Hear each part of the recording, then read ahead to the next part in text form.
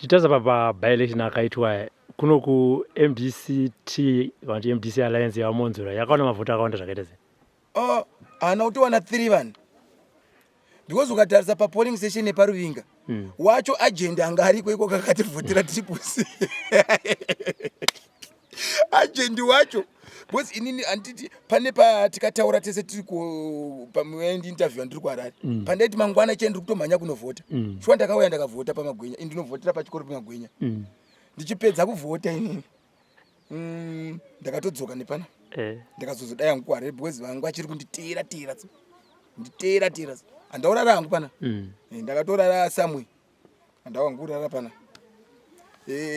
Kwamagwenya kwacho. Vacho kwamagwenya akatowana 0. Apa akatombowana 1 apa pachikoro paruvinga. 1 akavhota. Kwakugotsi kwake kwacho kwa sister wacho aikwikwidza ndoko akatomboti ndifunga ndamai vake. Vakamube amai vacho nemwana wake. Murume wacho muariyeni futi avhoti. Saka akatoishaya vhoti.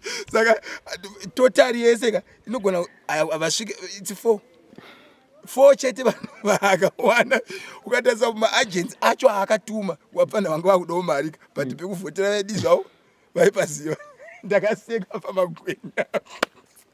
Pamagwenya ndakasedzana kuti kuidipi wewatapo zvikati iwe ibharadzi reri rikati rurovere mari.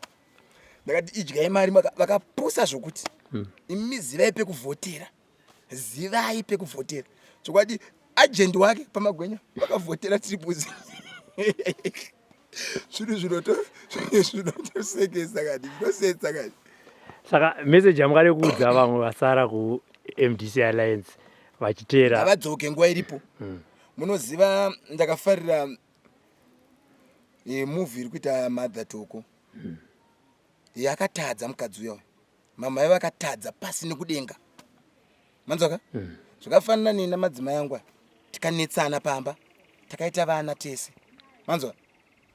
Akaregreta mukadzi wangu kukumbira regret chazvo zviri pasi pasi pemoyo wake. Tine vana tese noti chatisunganidza vana. Imhuri. Manzoka? Zvakafanana advocate Nelson Chamisa president vedu. Vari kukoshesa mhuri iri mumatebherendi. Mubanza? Ndoyaita kuti vagamuchire Toko. Mubanza? Mhuri yavo vakafunganiza zvakafanana neni ndikafunga vana vangu kuti vanotambura amai vavo vasipa. Mubanza? Ndinofunga kaviri katatu kuti dzoka yamai mwana. Muchengete chi? mhuri. Muchengete mhuri. So ndiri kungokurudzira vanhu kuti chidzokai nguva yakwana. Noti mukazononoka ka muchanyara. Noti tinotori nevamwe izvozvi munomuwadhi. 1 or 2 vanga vamboyo vaita kunge kabheta avainatsobuda chaizvo but taitozviziva. Vakatoya vakati ndaifurirwa ndani aiwanda. Aiwa azviti ndakati yes udzokai. Hatisi kuda kuvharira namagokora kudai. Same politics idzo dzandidzide. Ndakafamba mune mamwe areas ndiri kuzviona zviri kuitika. Zvokuti vari kutya kuti uya akazouya tinotorwa chigaro. Hatisi kuda kudaro. Chokwadi chakanaka mukomo wangu. Toda kuti noti tiri kuda nhamba. Politics ka pasina manhamba atibude. Unoona? Zvafanana namatebhereland ndakaiongorora. Nyangwe Toko akatadza asi Toko wacho vaimuda. Unoona? Ende vakatomugadzikawo pasi futi vakamuonesa kuti aiwa jaya ngaipinde ngaingene. Ijaya ngaidi. Unoona? Saka toda kuti pamanumbers manhamba akwire. Noti tine target 6 million votes ande. Mukatasa matebhereland yadzoka pa 2008 patikarova ZANU-PF bebe. Mukatasa nhamba dzaibuda mumatebhereland inhamba dzichabuda futi this time. Because kwabatana. So tingonamata kuti dai zvangoramba takabatana kudaro vanhu vachisenza zvine rudo kudaro. Because vakabuda vazhinji vacho ndongo vaitokanga samusangana. Ona panozara mvura rukuva ruchiyerera makukutsi muniza makukutsi anobuda muruko. Usara aoma kwako ndozvaitika. So mvura yasara yachena manje munzizi. Muzi makukutsi ese akupi marara ese akabuda. Mvura kana panonaya mvura munotozoona mukomo inozara rukova but inotakura nemakukutsi zvese zvakasangana imo. But makukutsi anopedza arasirwa kupi kunze kwerukova. Mukunzwisa shona ndiri kutaura? Yes. Mvura yasara yakachena munzizi. So mupati medu hazvisvika 1 2 but semazira andiri kuita zvinhu zvinenge zvatibatani.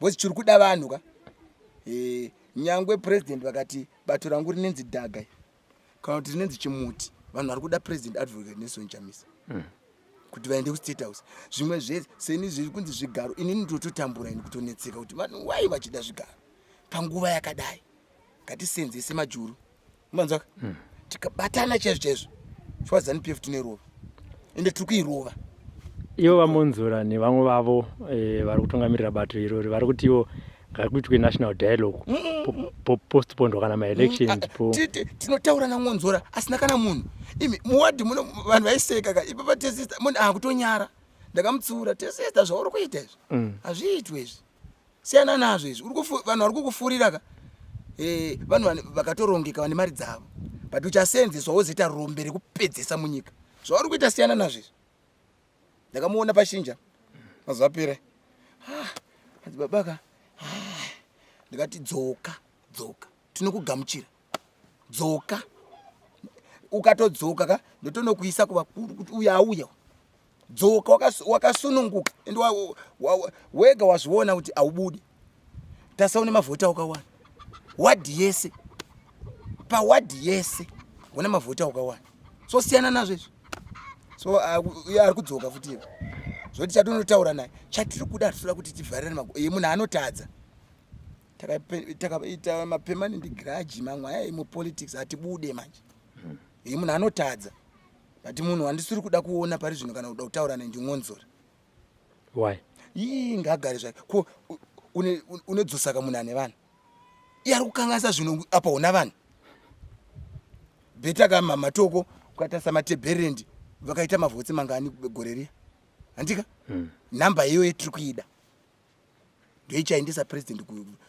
kustate house futi iyo tiri kutoida namba iyo inokosha but ngonzora haana kana muneziva pamaby-election kapa tikada kusanganisa nyika yese havakwanika na 20 vakavhotera ngonzora kumwe kwacho kwake aita 0 sekunoku ka haatodiwi zvake kunoku anobatwa takanyama anorohwa anenge akuzotipira mhosva akutaura nevanhu vezano kuti tiomeserwe ndimadzibaba ina handiko haudiwe ngonzora gara atorega zvake kunoku anobatwa nevapfana kuno bcause ari kushungurudzwa kuruta nyika yese vapfana vari kuzviona avana kupusa ka kudhara kwekwe kwavaidzvinya kuti kumaruzevha vanhu vakanawira vakapusa kuno vanhu vamuka hakuchaitiwa zvimafanisi ende vari kutozviziva kuti ngonzora ndiyari kukanganisa kuti akakanganisa president advocate Nelson Chamisa kuti vaende kustate house because of ngonzora handimuri paona right takatasa apo mashoko enyu ekupedzisira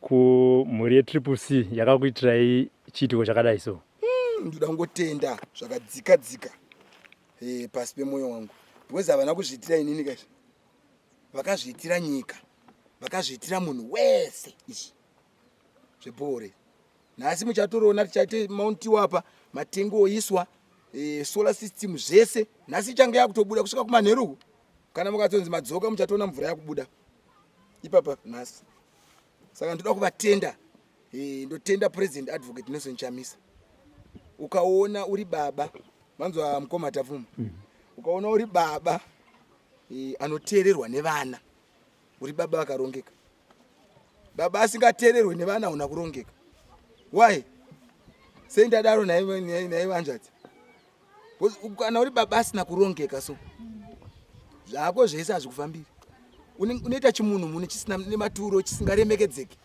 zvino mukuru wedu tinomuremekedza president wedu tiri kuvaremekedza vanoteererwa nevanhu even vakati left munhu wese ari kutena left vakati turn right munhu wese ari kutena right vakati hakuna ari kucheuka ende hakuna ari kucheuka so ndoda kungotenda munhu ane zodzo izvi hazvisi zvega izvi mwedzi wangu vanhu vanozvitora simpuka izvi hazvisi zvega izvi zvine zodzo mukati pane pavakanzi vari kuuya kumacentral president advocate Nelson Chamisa andika pana pakasura pakazara mapurisa handaibvumirwa kubuda muruvanzi chirori chakapaka parodha mamwe mapurisa ari paruvanzi apa mufunge president havana kuzombokuona kana ndopavakadzika kuenda kudandi ende kudandi kwacho akadambura nekamudhudhudhu akagara pakamudhudhudhu president kuredza kuti zvine zodzo imi zvine chipo asi zvega zvina mwari mukati hazvi zvokufosa asi zvokuforsa izvi zviri kuitika izvi. So ndoda ngotenda President Advocate Nelson Chamisa kuti munhu akazodzwa, munhu akakomborerwa. So ngatiteerei munhu asina ropa. Ndikukurudzira matriple C vana veZimbabwe kunyangwe kana ari kuZANU-PF muri kuzviona kwaenda nyika. Endai mumashopu muri kurwadza. Endai kuchipatara akuna kana parasiti cheche. So ndikuda kukurudzira kuti munhu wese ngaiise vote pana President Advocate Nelson Chamisa. Nokuti kune vamwe hemunotya teerai ikoko asi pavhoti ziye pekuisa. Come 2023 mumwe munhu anoita pfari chete, mumwe munhu anodonha nepfari gore rino. Hazvina kumumirira mushe murume iwe. Because iye kana kuZANU-PF chaiyo zvakutonetsana because havachatodika. Havachatodi. Because vakutoti uya ugone ndipinde, uya kuti imira ndipinde, uya toda kupinda. So vese ngava vese vanorohwa vese. Kudamburwa chaiko vese vanorohwa vese. Kudamburwa nemunhu wani. Kana chiwenga wacho akari kudamburwa. Ndakanzwa kunzi kuna Chasi ngadamburwe, kana Sukuwere ngadamburwe. Vese ngavauye. But ndoda ngotenda zvizvarwa zveZimbabwe nezvavakandiitira. Kunyanya veCCL Australia ndivo vakaita chiitiko chiri pano ichi. Chiitiko chiri kufadza munhu wese. Noti inini chete. Chiri kufadza nyika yese. Noti hazvina kuitirwa ini. That's why muri kuona trench iyo yaenda kuroad. Munhu wese achashandisa mvura. Because pachange pane masola. So panapa anochengetedzeka because pamba. Anochengetedzeka. So ndoda vatenda vari kuAustralia, veCCL Australia, nechitiko chavakaita ichi. Mwari vavaitire zvakanaka. Charamba tichivatendawo tichivanamatirawo kuti vachengetiwo kwavariko. Kufunga kana kune vari muno vakuona kunaka kwetriple C. Because vamwe vaiseka mukomata pfuma. Chinosenzeswa ichi. Ndainzi icho mazono ndakunzi avo. Ndaiseka kuti chinongopfekedzwa gemenzi chichishandiswa. Anoona? So vanhu vanenge vachiona vanofarira musangano, vane moyo pamusangano. Umeona? Ndifunga ndakabvira kare. Pandikambotanga kupfeka rire red gemenzi riya. Izvo ndapinda muyero.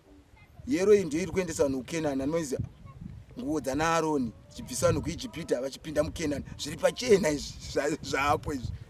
Asi zvokutamba. So ndoda ngotenda nezvizvarwa zveZimbabwe zviri kuziramba zvakamira naAdvocate Nelson Chamisa. Zviri pachena zvakare kuti President Advocate Nelson Chamisa kuenda kuState House vari kutopinda vasingade vachida veZANU-PF.